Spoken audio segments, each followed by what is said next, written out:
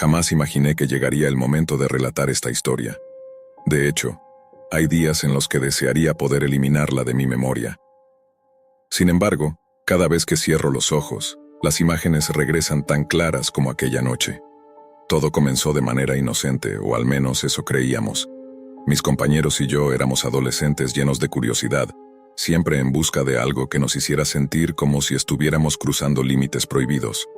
Algo que nos proporcionara esa descarga de adrenalina que parece exclusiva de esa edad. Explorar la Deep Web se había convertido casi en un ritual para nosotros. Cada vez que nos reuníamos en la casa de alguno, era una actividad fija. Habíamos visto de todo, desde foros peculiares hasta sitios que ofrecían servicios tan extraños que parecían sacados de pesadillas. Pero hasta esa noche nunca habíamos encontrado algo que nos hiciera sentir que habíamos cruzado una línea de la que sería imposible volver atrás. Esa noche nos reunimos en casa de Lucas, ya que sus padres estaban de viaje. Teníamos todo el lugar para nosotros. Éramos 5 en total, todos apretados en su habitación, con la única luz proveniente de la pantalla de la computadora. Era tarde pasada la medianoche, y ya estábamos aburridos de los típicos juegos y bromas. Entonces, Lucas propuso que abriéramos Tor para navegar en la Deep Web. No era la primera vez que lo hacíamos, y para nosotros se había vuelto un pasatiempo que tomábamos a la ligera. Nos reíamos de lo absurdo que encontrábamos y nos sentíamos intocables, como si nada de lo que sucediera en esas páginas pudiera afectarnos en el mundo real. Después de algunos minutos navegando sin un rumbo claro, Lucas encontró un enlace extraño que ninguno de nosotros había visto antes. El título estaba escrito en letras rojas y no tenía descripción alguna, solo un número: 187. Pensamos que sería algún tipo de broma o quizá una de esas páginas con contenido inofensivo y ridículo. Lucas hizo clic y la pantalla se oscureció durante unos segundos antes de que comenzara a cargar un video en vivo. Al principio no entendíamos qué estábamos viendo. La imagen era borrosa, como si la cámara estuviera colocada de manera improvisada. En el centro de la pantalla se veía a un hombre sentado en una silla, atado y con la cabeza inclinada hacia abajo. A su alrededor, 5 figuras vestidas de negro, con máscaras que cubrían completamente sus rostros, similares a las que usan los trabajadores de la construcción. Permanecían en completo silencio como si estuvieran esperando algo. Nos quedamos inmóviles frente a la pantalla sin saber cómo reaccionar. Nos sentíamos a la vez intrigados y aterrados, pero la curiosidad pudo más. Mientras observábamos, uno de los enmascarados se acercó a la cámara y comenzó a hablar. Al principio las palabras eran ininteligibles debido a un ruido de fondo, como una interferencia. Poco a poco las frases se volvieron más claras y nos dimos cuenta de que estaba dando instrucciones para lo que llamó un juego. Junto a la cámara había una caja con bolillas numeradas. En la pantalla apareció una lista de números y el enmascarado indicó que eligiéramos uno. Nos miramos entre nosotros, todavía incrédulos, como si lo que veíamos no fuera real. Era como estar viendo una película. Sin pensarlo mucho, uno de mis amigos, David, dijo en voz alta: "El 5", riéndose, como si todo fuera una broma. En la pantalla, uno de los hombres sacó una bolilla con el número 5. Luego mostró un papel que decía: "Córtale el cabello". Reímos, aunque de forma nerviosa. Todo parecía ridículo, como un mal truco. Uno de los enmascarados se acercó al hombre atado, sacó unas tijeras y comenzó a cortar su cabello de manera desordenada. Se veía absurdo, pero el hombre en la silla no reaccionaba. Era como si estuviera bajo los efectos de alguna sustancia o completamente resignado. Era incómodo de ver, pero aún se sentía como un juego sin repercusiones reales para nosotros. La pantalla volvió a mostrar los números. Sin que nadie lo pidiera, otro amigo, Tomás, dijo 7. Esta vez el papel decía: "Píntale la cara". Los enmascarados obedecieron, sacaron un marcador negro y empezaron a dibujar en la cara del hombre, riéndose y haciendo gestos exagerados. Era como si estuviéramos viendo un espectáculo grotesco en el que nosotros teníamos el control. Pero después de esos 2 números, todo cambió. El ambiente se volvió más denso. Aunque todavía intentábamos reírnos, el nerviosismo era evidente en nuestros rostros. Decidimos seguir con el juego porque ninguno quería ser el primero en decir que nos detuviéramos.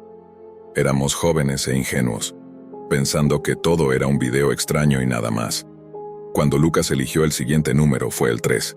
Esta vez el papel decía, dale un golpe. Uno de los enmascarados se acercó al hombre y le dio una bofetada tan fuerte que todos desde la pantalla sentimos el impacto. Se escuchó un sonido seco, y el hombre atado dejó escapar un gemido apenas audible mientras levantaba ligeramente la cabeza. En ese momento, las risas desaparecieron de la habitación. Nadie dijo nada, pero todos sabíamos que aquello había dejado de ser un juego. Nos miramos, inquietos, pero como si algo nos impulsara, seguimos participando. Después del golpe, vino el agua. Sacaron un balde y lo vaciaron sobre el hombre, que se estremeció al contacto con el líquido helado. Todo esto se sentía como un mal programa de televisión, pero no podíamos apartar la mirada.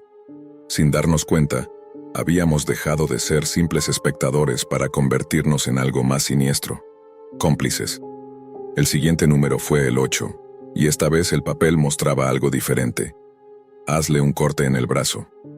La tensión en la habitación se disparó de golpe. Uno de los enmascarados sacó un cuchillo y, sin dudarlo, hizo un corte rápido en el brazo del hombre. El gemido que salió de su boca fue tan real, tan humano, que por primera vez sentí el peso del horror de lo que estábamos presenciando. La sangre comenzó a brotar y en ese momento la magnitud de lo que estábamos viendo nos golpeó a todos. Estábamos siendo testigos de la tortura de una persona en vivo, y lo peor era que estábamos participando. Uno de mis amigos, Gabriel, se levantó y dijo que esto era una locura, que debíamos detenernos. Pero Lucas insistió diciendo, ya llegamos demasiado lejos, solo un número más y lo dejamos. Como si eso pudiera justificar lo que estábamos haciendo. Nadie se movió. Nadie intentó cerrar la página. Éramos cobardes, y nuestra curiosidad había superado cualquier rastro de sentido común. El siguiente número que elegimos fue el 11. Esta vez el papel decía, quémale un dedo. No podía creerlo. Mis manos comenzaron a temblar, y un nudo de náuseas se formó en mi estómago mientras veíamos cómo uno de los hombres tomaba la mano del atado, y sin previo aviso, rompía un dedo con un chasquido seco. El grito del hombre fue desgarrador, un sonido que jamás había escuchado antes, una mezcla de dolor y desesperación. Miré a mis amigos. Estábamos pálidos, incapaces de articular palabra. Nadie se estaba divirtiendo ya, pero, por alguna razón inexplicable, seguimos adelante. Elegimos otro número, y luego otro. Cada vez las órdenes se volvían más crueles, más monstruosas. Le arrancaron las uñas con pinzas, le sacaron muelas a la fuerza. Todo era demasiado real y aunque queríamos detenernos estábamos congelados, atrapados entre el miedo y la incredulidad. Nadie tuvo el valor de moverse de la silla. Llegamos a un punto donde ya no podíamos continuar. Cada número elegido significaba una nueva tortura. El hombre atado apenas podía mantenerse consciente. Uno de los últimos números fue el 16, y el papel decía, córtale la cabeza. No podía creerlo. Pensé que era una broma, un intento grotesco de asustarnos. Pero los hombres en el video no dudaron. Sacaron un hacha grande y oxidada y se la mostraron al hombre. No sé si él entendía lo que iba a suceder, pero sus ojos reflejaban un miedo que jamás había visto en la vida real. Todo ocurrió tan rápido. Lo giraron en la silla, asegurando su cuerpo para que no pudiera moverse. El hombre trató de resistirse. Sus piernas se agitaban y se escuchaban sus jadeos, sus intentos desesperados por liberarse. Pero no tenía fuerzas. Los enmascarados lo sujetaron con firmeza. Uno de ellos levantó el hacha y por un segundo, el tiempo pareció detenerse. Quería apartar la mirada, pero no pude. Era como estar atrapado en una pesadilla de la que no puedes despertar. El hacha cayó con un movimiento brutal y preciso. El sonido fue seco, un golpe que resonó como un eco en nuestra habitación. La cabeza del hombre rodó por el suelo con un ruido sordo. Los gritos que llenaron la habitación no provenían del video. Eran nuestros. Nadie estaba preparado para presenciar algo así. Habíamos pasado de ser simples observadores a cómplices silenciosos de un asesinato. Lucas cerró la computadora de golpe, y todos quedamos en silencio, incapaces de procesar lo que acabábamos de presenciar y hacer. La habitación quedó en penumbra, con el ventilador de la computadora como único sonido. Nadie se atrevió a hablar. Era como si decir algo hiciera todo más real, más tangible. Salimos de la habitación uno por uno en silencio. Esa noche no hubo despedidas ni bromas. En casa no pude dormir. Cada vez que cerraba los ojos, veía al hombre, su cabeza rodando por el suelo. Me repetía que era solo una pesadilla, pero sabía que no lo era. Intenté convencerme de que no era mi culpa, que solo habíamos elegido números sin saber qué significaban. Pero el peso de la culpa era ineludible. Habíamos jugado con la vida de un ser humano como si fuera un juego, y esa idea me atormentaba. Pasaron varios días sin que habláramos del tema. Nadie quería mencionarlo, como si al evitarlo pudiéramos fingir que nunca ocurrió. Pero el miedo permanecía, latente. Empecé a revisar las ventanas antes de dormir, a mirar detrás de mí en todo momento. Sentía que alguien me vigilaba. Una tarde Martín, uno de mis amigos, nos llamó. Dijo que era urgente. Nos reunimos en un café y su rostro estaba pálido, lleno de terror. Nos contó que había investigado sobre lo que vimos aquella noche y había encontrado algo perturbador. Al parecer, esos hombres no eran simples torturadores. Según la información que encontró, formaban parte de una red que rastreaba las direcciones IP de quienes participaban en los juegos. Las personas que elegían los números se convertían en los próximos objetivos. Mi corazón se detuvo por un momento. No sabía si lo decía para asustarnos o si realmente había encontrado algo, pero la sola idea de que esos hombres supieran quiénes éramos y dónde vivíamos me aterrorizó. Después de esa conversación, todo empeoró. El miedo se convirtió en una constante. Ya no podía estar tranquila en ningún lugar. Si veía un auto desconocido cerca de mi casa, pensaba que estaban vigilándome. Cada vez que alguien tocaba el timbre sin aviso, mi corazón se aceleraba. Dejé de usar la computadora, dejé de salir con mis amigos. No podía soportar la idea de estar cerca de ellos, de recordarnos mutuamente lo que habíamos hecho. Mis amigos también cambiaron. Sin decirlo directamente, comenzamos a distanciarnos poco a poco. Sabíamos que era por lo que habíamos vivido. A veces me despertaba en medio de la noche con una sensación terrible, como si alguien estuviera dentro de mi casa. Revisaba cada rincón, cada armario, pero nunca había nadie. Era un miedo constante, intangible, que no me daba tregua. Semanas y meses pasaron. Intenté seguir adelante, pero algo dentro de mí se había quebrado. Había días en los que todo me parecía irreal, como si estuviera atrapada en una pesadilla interminable. Mi familia notó que algo no andaba bien, pero nunca tuve el valor de contarles. ¿Cómo explicarles que, por simple curiosidad adolescente, había presenciado cómo alguien perdía la vida? Sabía que jamás lo entenderían y en el fondo ni yo misma podía comprenderlo. Hasta el día de hoy no hemos vuelto a hablar de aquel video. No sé si lo que nos dijo Martín sobre esas personas era cierto, pero ninguno quiso arriesgarse a averiguarlo. Dejamos de explorar la Deep Web, de reunirnos para ver ese tipo de cosas, y eventualmente dejamos de vernos entre nosotros. Perdimos el contacto, como si la distancia pudiera borrar lo que compartimos aquella noche. Cada vez que recuerdo lo que pasó, un escalofrío recorre mi cuerpo. Ya no soy la misma persona. Evito los lugares oscuros, las páginas extrañas de Internet. Cambié de número de teléfono varias veces y nunca contesto llamadas de números desconocidos. A veces siento que algo se mueve en el borde de mi visión, sombras que parecen acecharme desde las esquinas. No sé si alguien vendrá por nosotros algún día, o si todo fue una forma de sembrar aún más terror en nuestras mentes. Pero vivo con ese temor constante. Esta es la primera vez que hablo sobre lo que ocurrió, y lo hago más como un grito desesperado que como un intento de encontrar paz. Sé que lo que hicimos fue imperdonable y que, de algún modo, cargaremos con esta culpa el resto de nuestras vidas. Al menos al contar mi historia espero advertir a otros sobre los peligros de la curiosidad desmedida y la falsa sensación de seguridad que puede dar el mundo virtual. La Deep Web no es un lugar para satisfacer caprichos ni un terreno de entretenimiento sin consecuencias. Es un rincón oscuro de la red donde las reglas del mundo normal no se aplican. Detrás de cada clic puede esconderse una puerta hacia los horrores más reales y perturbadores que uno pueda imaginar. Pensábamos que éramos invencibles, que lo que veíamos no nos alcanzaría en el mundo real. Creíamos que solo éramos espectadores, ajenos a lo que ocurría más allá de la pantalla. Pero la verdad es que, al entrar en ese mundo, dejamos de ser simples observadores. Nos convertimos en parte de algo más grande y aterrador. Sin quererlo, participamos.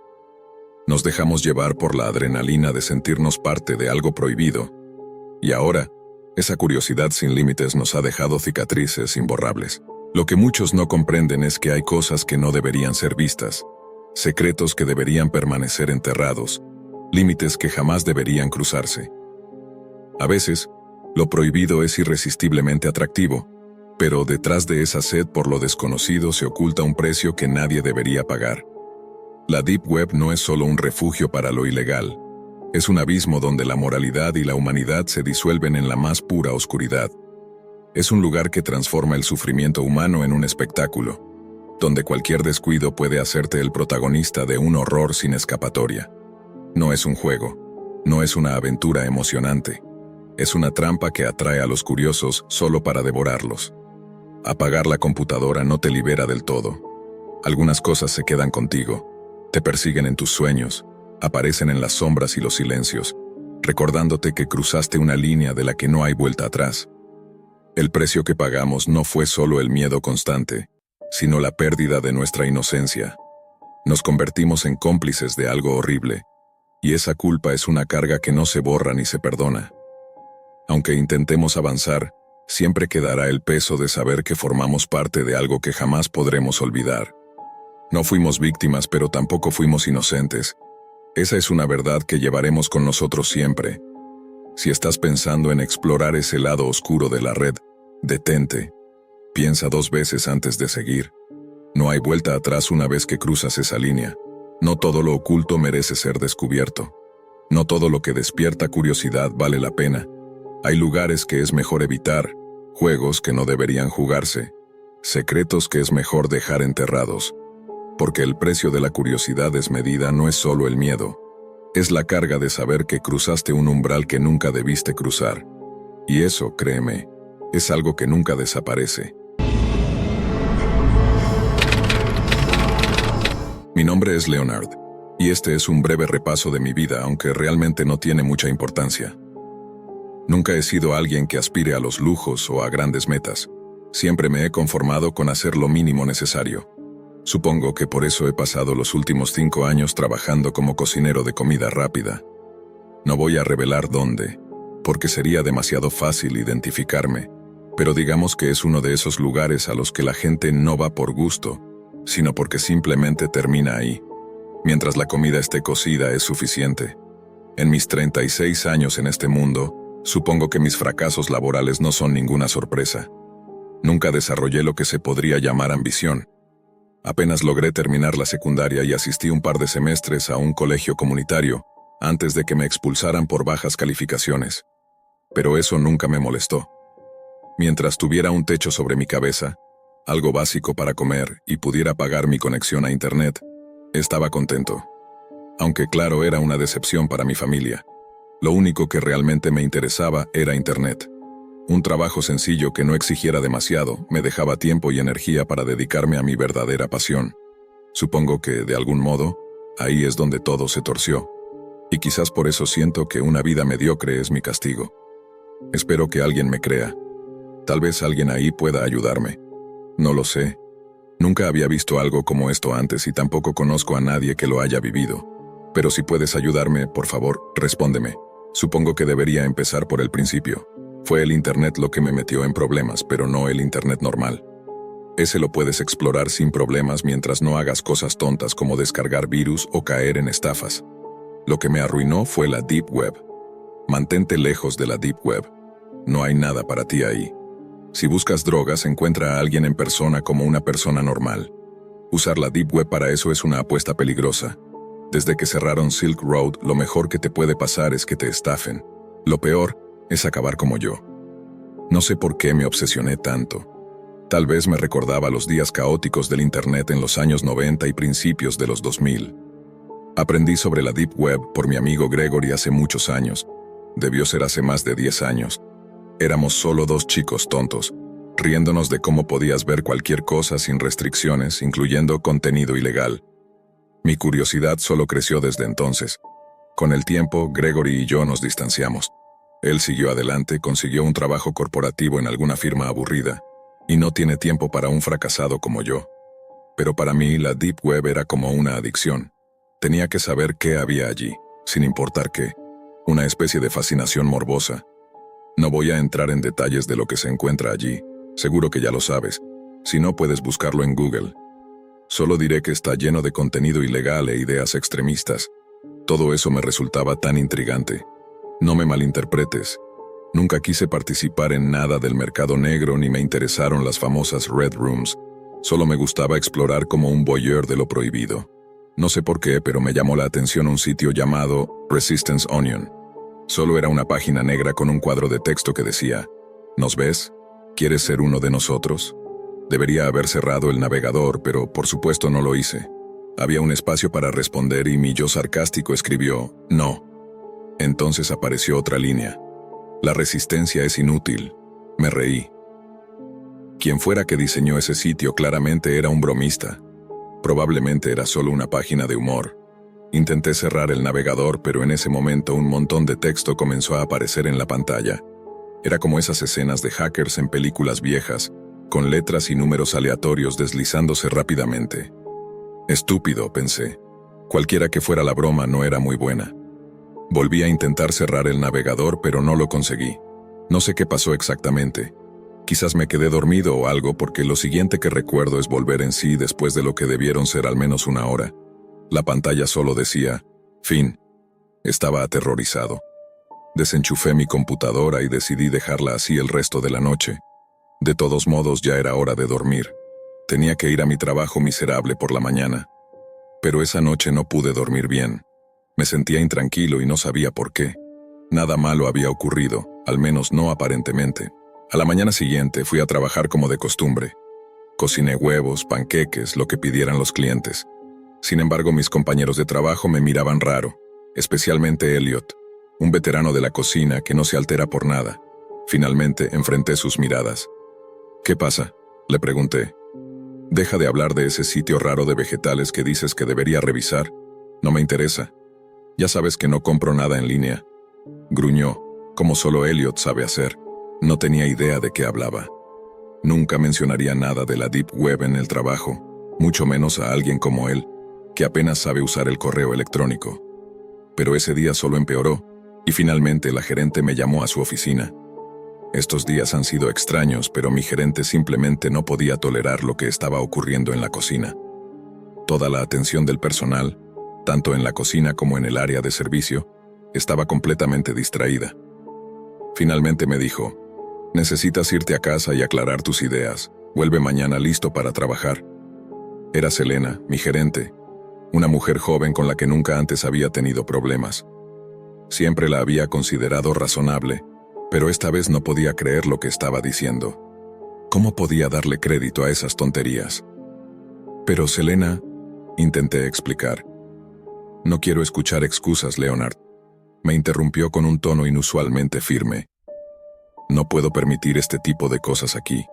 Si un cliente lo escucha y se queja con la oficina central, ¿qué crees que pasará? Eso perjudicaría a todos. Ahora vete a casa y resuelve lo que sea que tengas en la cabeza. Sin más que decir, recogí mis cosas, fiché y salí.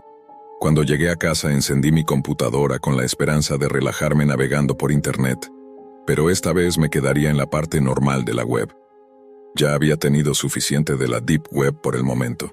Todo parecía estar en orden al inicio, pero apenas abrí el navegador, comenzó un aluvión de notificaciones. Un sinfín de correos electrónicos llegaba, uno tras otro. ¿Y ahora qué?, pensé.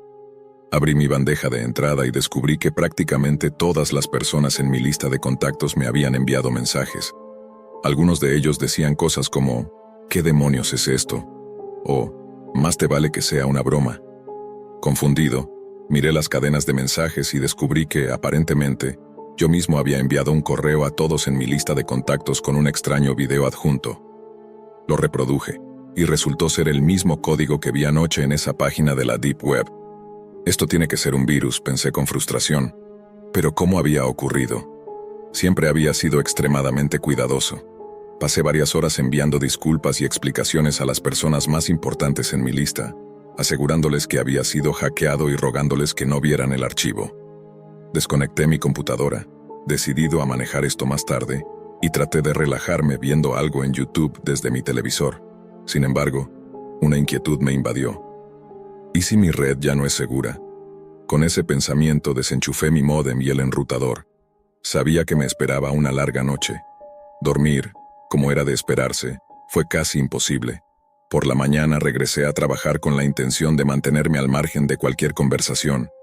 Logré hacerlo durante aproximadamente una hora, hasta que Selena me llamó nuevamente a su oficina.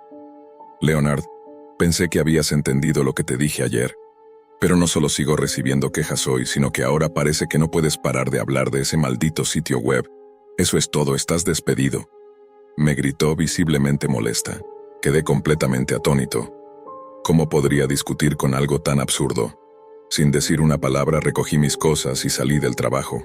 Mientras me iba, Eddie, uno de mis compañeros, me gritó: «Oye, Leonard, no olvides revisar Resistance Onion. Es increíble. Tienes que verlo». Sus palabras me helaron la sangre.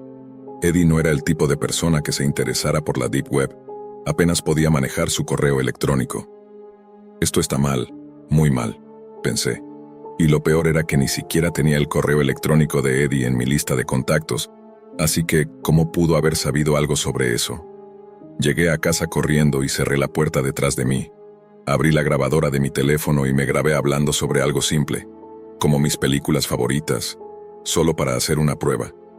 Luego reproduje la grabación y, para mi horror, en lugar de mis comentarios sobre películas, comencé a hablar espontáneamente sobre ese maldito sitio de la Deep Web. ¿Cómo podía hacer eso sin siquiera saberlo?, me pregunté horrorizado.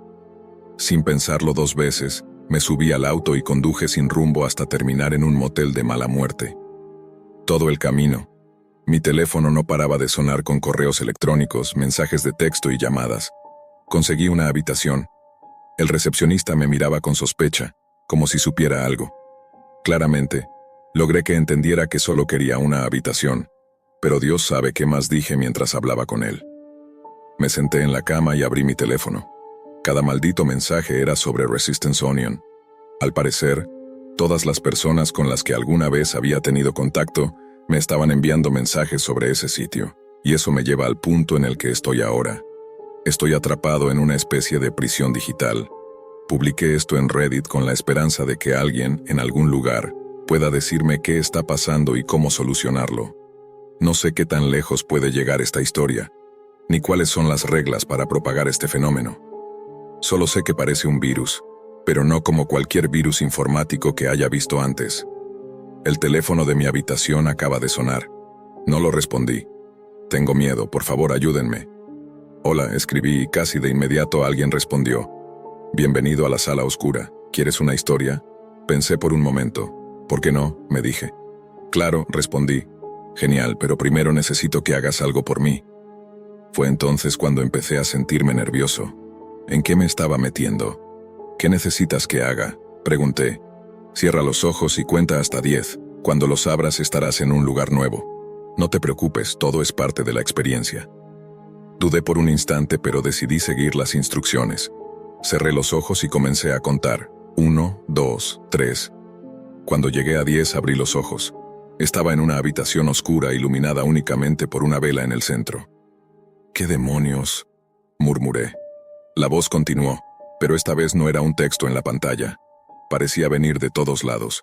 Era un relato sobre un grupo de personas que, durante una caminata en el bosque, encontraron una cabaña entre los árboles. La cabaña era vieja, decrépita, pero tenía algo inquietante. Parecía viva. La historia continuaba mientras yo observaba la tenue luz de la vela. Según la voz, el grupo había entrado a la cabaña, y la puerta se cerró de golpe tras ellos, atrapándolos. Allí, encontraron a una mujer con un vestido blanco desgarrado, su cabello desordenado y ojos completamente negros. Los llamaba, atrayéndolos cada vez más cerca, hasta que estuvieron cara a cara con ella. Entonces, la figura en la sala oscura comenzó a reír.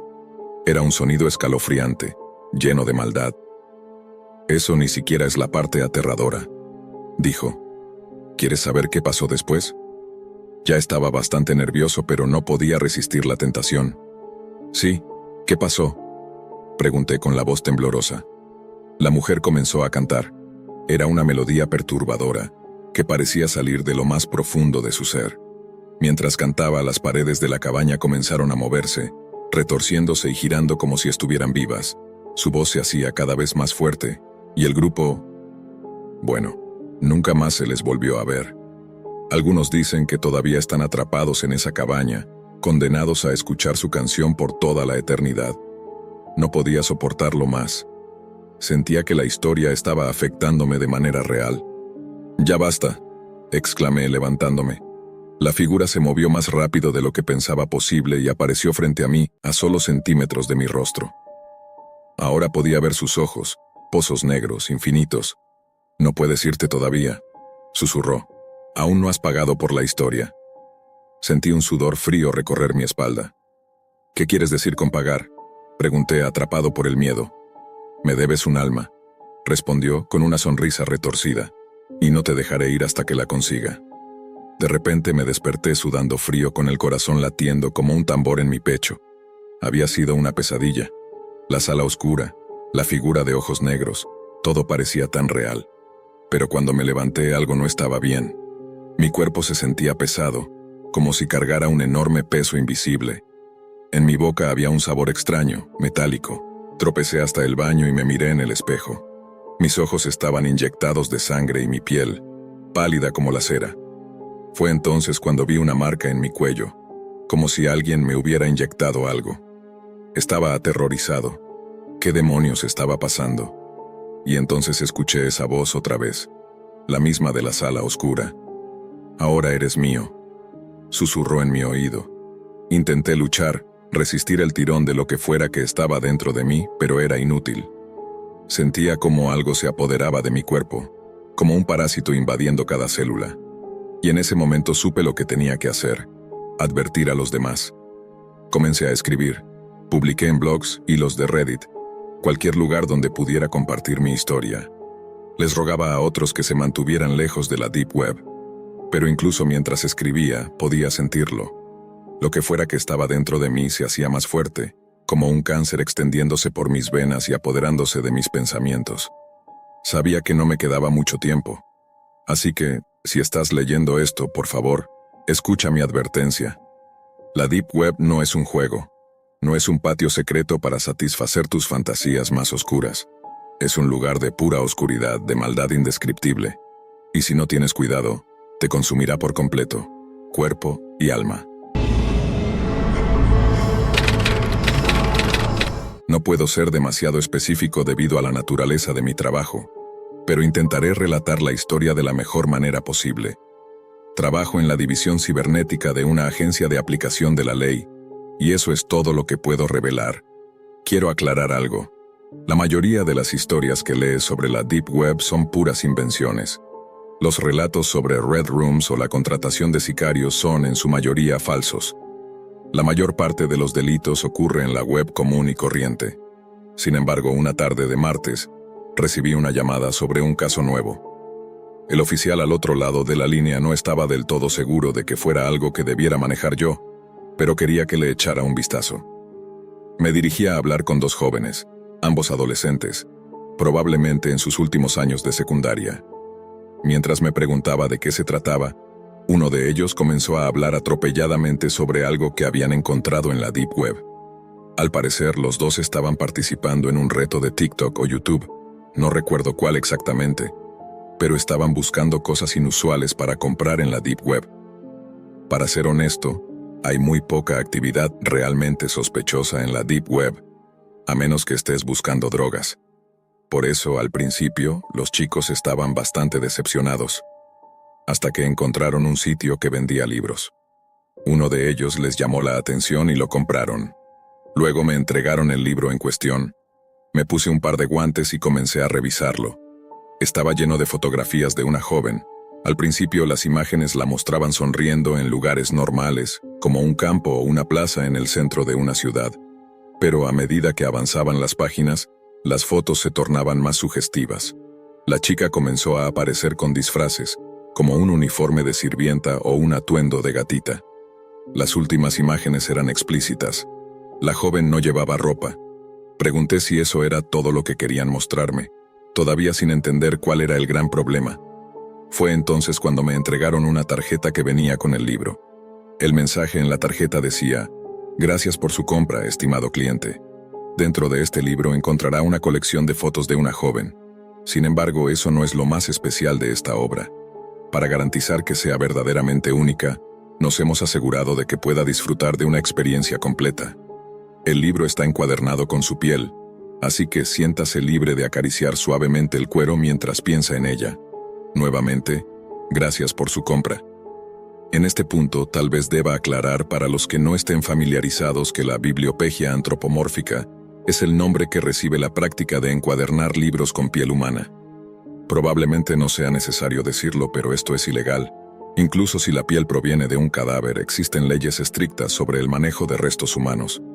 La tarjeta, sin embargo, daba a entender que la piel había sido obtenida mientras la chica seguía con vida, o bien que la habían asesinado y luego despellejado específicamente para fabricar este libro. Al principio pensé que todo era una broma macabra. Supuse que los dos chicos estaban involucrados en el engaño, pero parecían demasiado aterrados como para que fuera una broma. Los entrevisté por separado, y sus historias coincidieron. Bien, tal vez decían la verdad, pero eso no significaba necesariamente que el libro estuviera hecho con piel humana. Incluso si parecía cuero, lo más probable era que fuese de origen animal, y todo el misterio se añadiera para crear un relato perturbador. Le dije esto mismo al oficial a cargo, y sugerí que no era necesario seguir investigando. También advertí a los chicos sobre los peligros de comprar cosas en sitios web sospechosos. Y así, el caso terminó, o al menos eso creí. Resulta que el oficial decidió hacer que el libro fuera analizado por un especialista. Para mi sorpresa, se confirmó que la encuadernación era, de hecho, piel humana. Como imaginarán, el interés en el caso se disparó. Ahora teníamos un posible asesinato en nuestras manos. Los chicos fueron llamados de nuevo, y a mí me reintegraron al caso. Logré obtener la dirección URL del sitio donde habían hecho la compra, pero al intentar acceder solo apareció un mensaje de error. Frustrado, recurrí a más fuentes en busca de ayuda, pero el progreso era mínimo. Un análisis más detallado reveló que la piel pertenecía a una mujer de ascendencia caucásica, lo cual coincidía con las fotografías del libro. Sin embargo, el proceso de tratamiento del cuero había hecho inviables muchas pruebas forenses. Incluso una prueba de ADN no arrojó resultados útiles. Buscamos en todas partes, tratando de identificar a la chica en las fotos, pero sin éxito. El caso estaba a punto de enfriarse cuando surgió una pista inesperada. En un foro, alguien mencionó haber comprado un libro similar y estaba confundido sobre la autenticidad de lo que afirmaba. Localizamos al autor del post, una mujer en otro estado. Había adquirido el libro por pura curiosidad mórbida. Las pruebas forenses confirmaron que ese libro también estaba encuadernado con piel humana. Ella proporcionó una dirección URL distinta. Cuando probé ese enlace, esta vez, sí funcionó.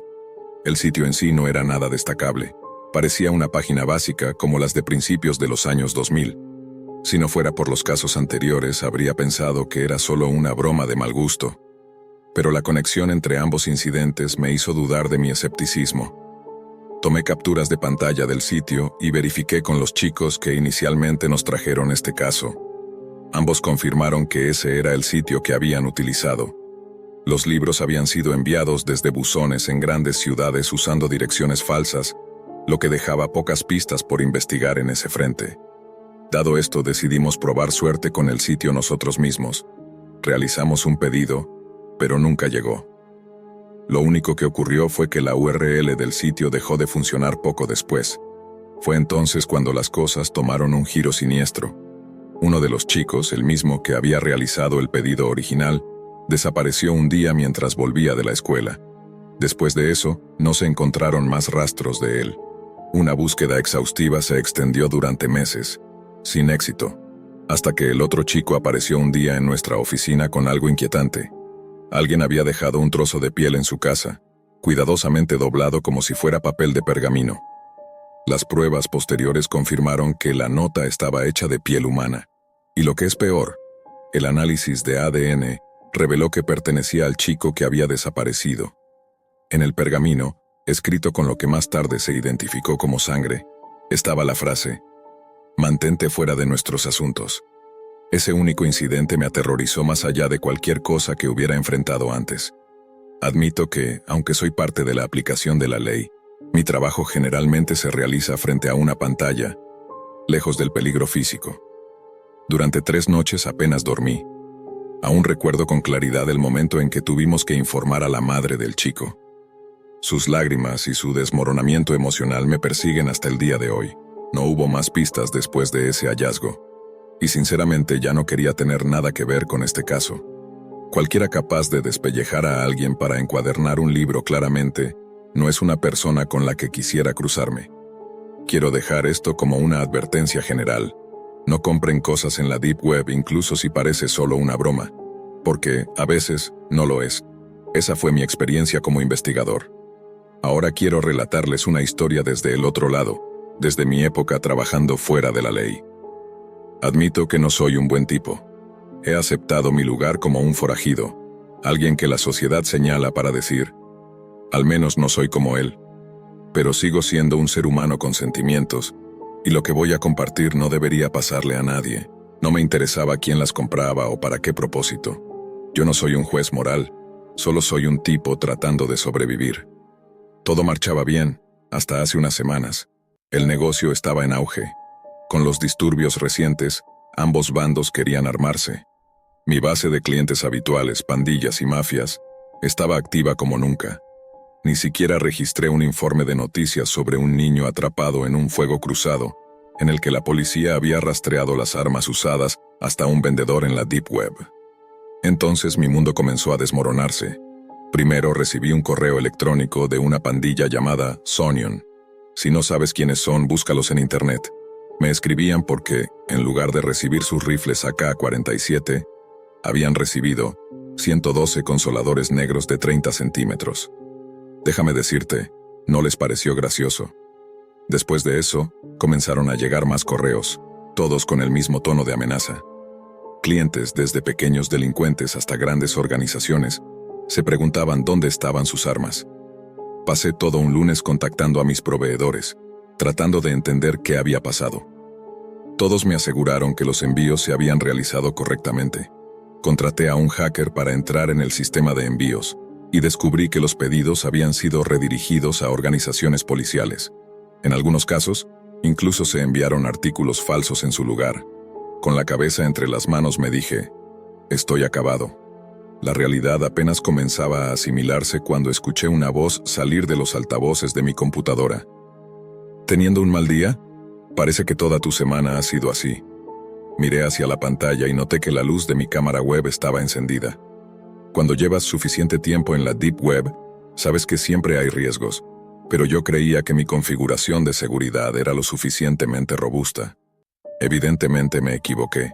Le mostré el dedo medio a la cámara. No te imaginaba como el tipo estoico, especialmente después de que tu reputación esté destruida y tu vida en peligro. ¿No has entregado pedidos equivocados antes? Tal vez vengan por ti para recuperar lo que no recibieron. Espera, ¿fuiste tú, verdad? Pregunté levantándome de golpe. Al principio la voz era solo una molestia, pero ahora tenía toda mi atención. Lo que haya hecho no debería ser lo menos de tus preocupaciones, respondió. Deberías preocuparte más por los 4 hombres del grupo Triada que están girando la esquina de tu calle justo ahora. La pantalla de mi computadora cambió, mostrando lo que parecía ser una cámara de seguridad de un cajero automático. En la imagen, un grupo de hombres fornidos de ascendencia asiática caminaba por la calle. Reconocí la zona. Estaban cerca de mi apartamento. La panadería al otro lado del camino lo confirmó. Por instinto me apresuré a recoger mis cosas para escapar, pero entonces me detuve en seco. ¿Por qué alguien arruinaría mi vida y luego trataría de salvarme advirtiéndome de un peligro? Estaba a centímetros de la puerta cuando escuché golpes provenientes del otro lado. Miré por la mirilla. Eran los mismos hombres de la cámara. El teléfono en mi bolsillo vibró. Lo saqué y escuché la misma voz. No hables, solo escucha. Sé de un lugar seguro al que puedes ir. Sal por la ventana trasera y baja por la escalera de incendios. Te diré a dónde ir después. Sin tiempo para pensar, obedecí. Bajé la escalera metálica y oxidada hacia un callejón sucio. Apenas toqué el suelo cuando uno de los vigías en la calle me vio. Gritó algo en un idioma que no entendí, alertando a los demás, y la persecución comenzó. Toma la siguiente izquierda, cruza la calle y métete en el callejón del otro lado, dijo la voz esta vez por el teléfono. Disparos resonaron detrás de mí, y una bala pasó peligrosamente cerca de mi cabeza. Date prisa, casi llegas. No puedo mantener el semáforo en rojo por mucho más tiempo. Llegué a la calle y al no haber tráfico la crucé rápidamente. Los hombres estaban a unos 30 metros detrás de mí. Cuando estuve al otro lado, el semáforo cambió a verde, llenando la calle de tráfico en ambas direcciones. Uno de los hombres intentó cruzar de todos modos pensando que los autos se detendrían. Se equivocó. Fue golpeado de lleno por un vehículo, lo que provocó un gran atasco. Los otros se detuvieron para asistirlo, abandonando la persecución. Sigue por el callejón, toma la izquierda y entra al edificio que está allí, indicó la voz. Corrí hasta la puerta indicada, la abrí de un tirón y me encerré dentro. La habitación era grande y oscura, salvo por el tenue parpadeo de una pantalla de computadora en el centro. La pared a mi derecha estaba cubierta de espuma aislante. Mi teléfono colgó automáticamente y escuché un clic. La puerta detrás de mí se había cerrado con llave. «Oye, no puedes encerrarme aquí», grité acercándome a la computadora. «¿Qué demonios estás haciendo? ¿Cómo consiguió la triada mi dirección? ¿Y quién diablos eres?» «Soy el tipo que les dio tu dirección», respondió la voz a través de la pantalla. «Y te salvé después de arruinarte porque la venganza es un plato que se sirve frío».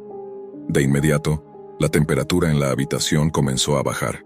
Mi aliento se volvió visible en cuestión de minutos. Acurrucado en el suelo intenté mantenerme caliente, pero el frío era implacable. Con la respiración dificultosa y los ojos desenfocados, intenté hablar, pero solo salieron palabras incoherentes. Mis párpados pesaban como si estuvieran sellados, y pronto me hundí en una oscuridad que parecía eterna. «Levántate, todavía no he terminado contigo», dijo la voz. Desperté con un dolor pulsante en la cabeza. Las luces estaban encendidas ahora, revelando un espacio aún más grande de lo que había imaginado. Estaba en un enorme almacén con paredes cubiertas de espuma aislante. Un dolor agudo en mi mano derecha me hizo mirar hacia abajo. Mi dedo medio había sido cortado de raíz. «¿Qué demonios, mi dedo?», grité. «¿Por qué me quitaste el dedo?» «Duele cuando te quitan algo de repente, ¿verdad?», respondió la voz. «Aquí están mis reglas. Escucha bien. No toques la computadora o morirás. Haz exactamente lo que te diga o morirás. No intentes escapar o morirás. Durante las próximas 24 horas eres mío». Todavía debilitado, me arrastré hacia la pantalla como un animal herido. Cada movimiento enviaba ondas de dolor por mi mano mutilada, pero al menos la hemorragia había cesado. En la pantalla aparecieron imágenes de armas, 3 pistolas y un rifle automático. «¿Te resultan familiares?», preguntó la voz. «No deberían, pero las vendiste a principios de este año. Esas armas fueron usadas en un tiroteo que mató a 2 traficantes de drogas y a un niño inocente. Solo facilito las ventas, no manejo el producto directamente», dije desesperado. «Soy un intermediario. No tengo control sobre lo que las personas hacen con lo que compran». «Entonces consigue un trabajo y contribuye a la sociedad como alguien decente, pedazo de basura humana», escupió la voz con desprecio. «Esas armas ahora están en el almacén de pruebas de la policía. Quiero que las recuperes», dijo la voz con calma. «No puedo hacer eso. Soy un traficante de armas de nivel medio. No puedo burlar la seguridad ni hacerme pasar por un oficial para entrar allí. Necesitaría un uniforme, una placa, tarjetas de acceso. Es imposible para mí. Creo que ahora sería un buen momento para mirar más de cerca tu dedo mutilado». Llevé mi mano a la altura de mis ojos y observé la herida. Bajo los coágulos y la carne dañada, distinguí un pequeño fragmento metálico plateado. «Ese contenedor tiene cianuro de potasio. Si no haces lo que te digo, te inyectará una dosis letal. Yo tengo el botón aquí en mi mano». La pantalla comenzó a mostrar imágenes de mí, en una tienda de comestibles, en una gasolinera, paseando cerca de mi apartamento. «Puedo verte en cualquier lugar de la ciudad. Si te desvías del curso, estás muerto». Sentí que el mundo se derrumbaba mientras la voz continuaba. «Hay un auricular en una cesta cerca de la puerta. Conéctalo a tu teléfono por Bluetooth y escucha mis instrucciones. Si haces lo que te digo, estarás bien». Me acerqué a la puerta y encontré la cesta. Dentro había un pequeño auricular, un uniforme de policía perfectamente doblado y una placa. Me puse el auricular y el uniforme. Luego escuché las instrucciones de la voz. «Ve a la estación de policía indicada. Un coche te estará esperando afuera. La puerta se abrió con un clic. Frente a mí había un coche de policía completamente equipado, con el tanque lleno y listo para partir. Aquel desconocido tenía conexiones que nunca había visto antes. El trayecto de 30 minutos fue un infierno. La herida en mi mano ardía, recordándome constantemente el control que esta persona tenía sobre mí. Entonces necesitas estas armas para evitar problemas. Si es así, ¿por qué no enviaste a uno de tus hombres? ¿Por qué torturarme y acosarme? Con tus habilidades de hackeo podrías haberlo hecho de otra manera. Gira a la izquierda aquí, respondió sin más explicaciones. El resto del viaje lo hice en silencio, siguiendo las instrucciones. Al llegar, escondí mi mano herida en el bolsillo, preocupado de que alguien notara la cápsula y lo que contenía. El almacén de pruebas está en el sótano. La señal de tu móvil se cortará allí, pero tienes 15 minutos para obtener las armas y salir. En tu bolsillo trasero izquierdo tienes todo lo que necesitas para completar la tarea. Los documentos ya han sido enviados al sistema. Con nervios de acero llegué al sótano. Mostré mi placa y pedí acceso. Todo iba según lo planeado. Me dirigí a la parte trasera, localicé las armas y las coloqué en bolsas de evidencia. Cuando me disponía a salir, el encargado me detuvo. Oye, tienes que firmar esos documentos, no puedes llevártelas sin más. Oh, claro, día largo, lo olvidé. Le di mi número de placa y firmé los papeles. Pensé que este caso ya estaba cerrado. ¿Por qué quieren revisar las pruebas otra vez? Balbuceé una excusa. Nuevas evidencias. El fiscal quiere reexaminar algunos detalles. Podrían reabrir el caso. El encargado pareció aceptar mi respuesta, pero dijo: necesitaré que un detective lo firme primero. Fue a la parte trasera y pude verlo hablar con un hombre de traje. Ambos me miraron a través del cristal, y luego el encargado me señaló. Habían pasado 14 minutos. No tenía tiempo para esperar. Sin pensarlo, agarré las bolsas con las armas y corrí. Las puertas de la oficina se abrieron de golpe detrás de mí mientras el encargado y el detective me perseguían. Subí las escaleras tan rápido como pude. Mi corazón latía con fuerza al salir al primer piso. Más policías comenzaron a unirse a la persecución.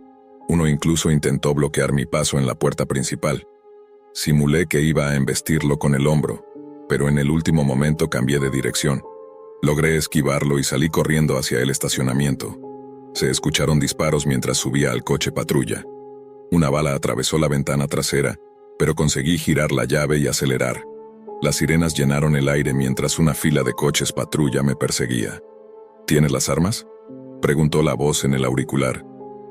Sí, maldito idiota, me tendiste una trampa. No sabía que lo arruinarías, me ocuparé de eso. Solo asegúrate de perderlos. Conduje frenéticamente, tomando curvas cerradas hasta que los perdí por un momento. Entonces la voz apareció en la radio de la policía, dándoles falsas direcciones para distraerlos. Me indicó dónde dejar el coche y me dijo que un nuevo vehículo y ropa me estarían esperando. Cambié al viejo Ford Pinto y me dirigí de vuelta al almacén. Las luces estaban apagadas. Solo la computadora seguía parpadeando en el centro de la habitación. Pon las armas en la parte de atrás y regresa a la computadora. Hice lo que me ordenó. Al acercarme noté una foto en la pantalla. Un niño pequeño. No voy a secuestrar a un niño ni hacerte daño a uno. Si eso es lo que quieres, mátame ahora mismo. No, no tendrás que hacerlo, ya lo has hecho. Ahora arrodíllate y echa un buen vistazo a esta imagen. Estoy seguro de que lo reconoces. Estuvo en todas las noticias hace un tiempo, dijo la voz. No sé de qué me hablas, nunca he matado a un niño en mi vida. Respondí mientras me arrodillaba para mirar la pantalla. No directamente, pero déjame contarte esta historia. La voz continuó. Tenía 9 años. Acababa de recibir la bicicleta brillante que siempre había querido. Le pidió a su papá si podía salir a dar una vuelta. Y su papá dijo que sí. ¿Qué clase de mundo es este donde un niño no puede ni siquiera andar en su propia bicicleta? Me quedé en silencio, el pecho apretado. Solo estaba a unas cuadras de su casa cuando los disparos llenaron la calle. Había traficantes en esa cuadra. Un tiroteo desde un coche. ¿Sabes de dónde sacaron las armas? Déjame adivinar. De mí, respondí en voz baja. ¿Sabes qué armas eran?, preguntó otra voz, esta vez desde detrás de mí, mientras sentía el toque frío de una pistola contra la parte trasera de mi cabeza. El hombre continuó con un tono lleno de rabia contenida. Mataste a mi hijo cuando vendiste esas armas a esos hombres, las mismas armas que te hice recuperar para mí. Sentí el peso del arma presionando contra mi cráneo. Está bien, amigo. Si vas a hacerlo, hazlo ya. Pero debes saber que yo solo hago esto para cuidar a mi abuela. Ella estaría muerta si no fuera por mí. El hombre detrás de mí gruñó con desprecio. Mi hijo tenía toda su vida por delante, y tú se la robaste. El fin no justifica los medios. Un golpe sordo resonó en mi cabeza cuando me golpeó con la culata de la pistola. Caí al suelo mirando hacia arriba. Lágrimas brotaron de mis ojos por el dolor. Él ya vivió su vida. Susurré entre sollozos. El hombre levantó el arma y me apuntó a la cara. Apreté los dientes esperando que ese fuera el final. Clic. El arma estaba vacía. La muerte es demasiado buena para ti. Nunca traerá de vuelta a mi hijo, dijo con voz helada. A partir de ahora vivirás tu vida con miedo. Un día, tal vez nunca, experimentarás la muerte más horrible y dolorosa que jamás hayas imaginado. Me miró con odio y continuó. Dentro de ti hay otra cápsula, diferente a la anterior. No puede ser detectada por ningún escáner o procedimiento médico. Si alguna vez siento la necesidad de activarla, sufrirás una muerte lenta, insoportable y completamente imparable. El hombre arrojó la pistola contra mi rostro, rompiéndome la nariz. El dolor fue cegador. Escuché sus pasos alejándose mientras salía por la puerta. La temperatura de la habitación comenzó a bajar de nuevo, y en la distancia, los débiles sonidos de sirenas de policía llenaron el aire mientras mi conciencia se desvanecía. Cuando desperté estaba en el hospital. Me estaban tratando por hipotermia. La policía me vinculó con el robo del almacén de pruebas, y ahora estoy cumpliendo 20 años en la prisión estatal. Mi mano late de dolor cada vez que cambia el clima. Apenas duermo. Todos los días me pregunto si hoy será el último día de mi vida.